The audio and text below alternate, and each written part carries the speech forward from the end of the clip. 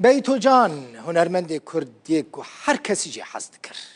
روژا 12 و ماه ده 68 سالی خود کوچا داوی کرده بود. ایرو لگورستان که استکهلم سوئد به مراسم که گرسایی و البرسترانین وی هات بشارد.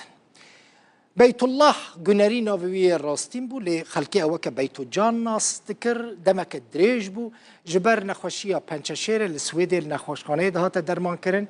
بیتو جان سال 1955 لفارقین لآمده لباکور کردستان اجدایک بو ده دما دربیا عسکری دا 12 ایلون 1908 هاتبو گرتن 15 سالان جزا خاربو پشتی 6 سال و نیوان ده سال 1908 و هفتان دا هاتبو بردان. بیتو جان خودی گلک بر همین گرام باها و حسکری بو افجی دیمنین بشارتنا ترم هنرمند کرد بیتو جانن که هنه کلوان دیمنان تماشا بکن.